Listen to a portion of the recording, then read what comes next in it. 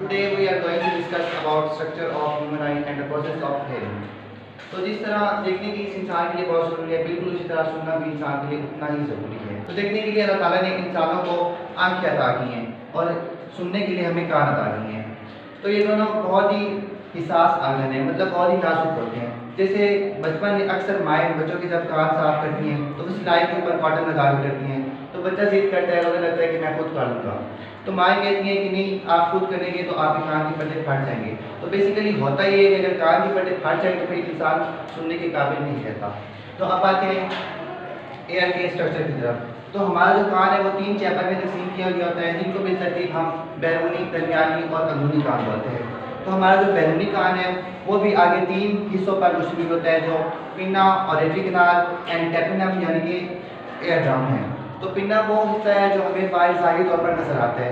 ये basically cartilage का बना होता है और इसे जितने ढांपा होता है, इसे आप छू भी सकते हैं। इसका वर्क ये होता है कि आवाज़ की लहरों को खींचते हैं और आगे ऑडिटरी कैनाल की तरफ भेज देता है। फॉर एग्जांपल आप बोलते हैं, जो मेरे कान का पिन है वो आपकी आवाज़ को अपनी तरफ खींचेगा और फिर ऑडिटरी कैनाल की तरफ भेज देगा। जो मैं बोल रहा हूँ ये मेरी आवाज़ आपका जो कान का पिन है वो अपनी तरफ खींच जाए और आगे ऑडिटरी कैनाल की तरफ भेज जाए। तो अब आते हैं ऑडिटरी कैनाल की तरफ। तो ऑडिटरी कैनाल के जो ग्लैंड्स होते हैं वो वैक्स खारिज करते हैं। तो इस तरह ऑडिटरी कैनाल में वैक्स है और बाल जमा हो जाते हैं। तो ये दोनों का वर्क इकट्ठा करता है, मतलब ये हशात और मिट्टी को आगे कान में जाने से रोकते हैं। मतलब फॉर एग्जाम्पल अगर कोई मच्छर आपके कान में चला जाए तो वो आपके पूरे कान के सिस्टम को तबाह कर देगा। तो ये जो वैक्स और बाल है ये अपने अंदर ही रोक देते हैं। वैक्स बेसिकली एक चिपकने वाला माध्यम है जिससे वो मच्छर की टांगे जो उसमें फंस जाती हैं और बालों से रोक देते हैं। फॉर एग्जाम्पल बाहर तेज आंधी चल रही है, आप बाहर जाते आते आंधी में गर्द होती है और गर्द में बहुत से जरासीम वगैरह भी होते हैं, तो वो आपके कान में जाते हैं। तो ये जो वैक्स और बाल है ना, ये आगे उनको अंदर नहीं जाने देते, वहीं अपने तक रोक देते हैं और फिर आप उसे साफ भी कर देते हैं। अब आते हैं एयर ड्रम की तरफ। तो ये जो एयर ड्रम है एक बारीक मेम्ब्रेन है और बेसिकली इसका जो वर्क है वो बैरूनी कान और दरमियानी कान को अलग-अलग करना है, यानी कि उसमें फ़र्क करता है कि ये बैरूनी का चैम्बर है और ये दरमियानी चैम्बर है। तो इसके बाद एयर ड्रम के आगे आता है दरमियानी कान। तो दरमियानी कान में एक सीधी लाइन में पड़ी 3 हड्डियाँ होती हैं जिनको हम ऑसिकल्स बोलते हैं।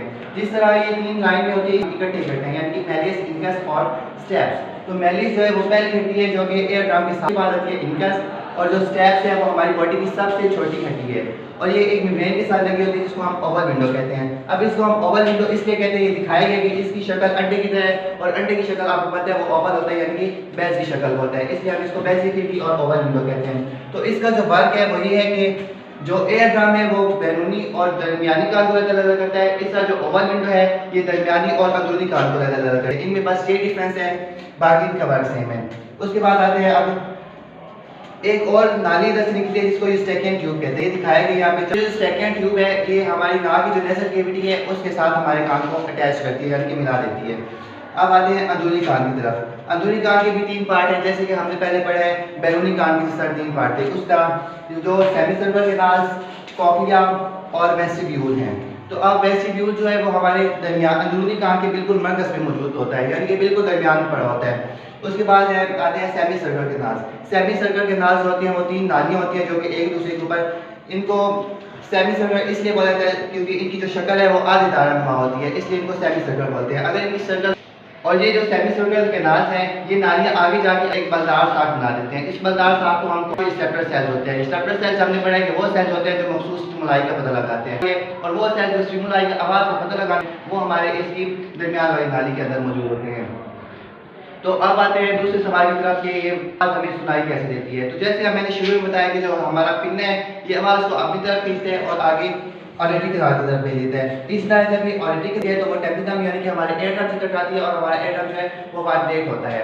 अब इसकी जो वाइब्रेशन है वो आगे दरमियानी कान में मुंतकिल होती है और ऑसिकल्स यानी कि मेलिस और स्टेप्स ये भी वाइब्रेट होते हैं। इनके वाइब्रेट होने से सेमी सर्कुलर कैनाल्स और फिर कॉक्लिया ये भी वाइब्रेट होता है। तो कॉक्लिया में मैंने आपको पहले बताया कि इसकी जो सेकंड वाली नाली होती है उसके अंदर होता है रिसेप्टर सेल्स और इसके अंदर फ्लूइड होता है जो कि रिसेप्टर सेल्स को तहरीक देता है। जब ये कॉक्लिया वाइब्रेट होता है तो वो फ्लूइड भी वाइब्रेट होता है और जिसकी ये वाइब्रेशन आगे फिर जो रिसेप्टर सेल्स है वो हमारे ब्रेन को भेजते हैं, तो वो हमारा ब्रेन बताता है कि ये आवाज़ आ रही है। Any question? No. Good job.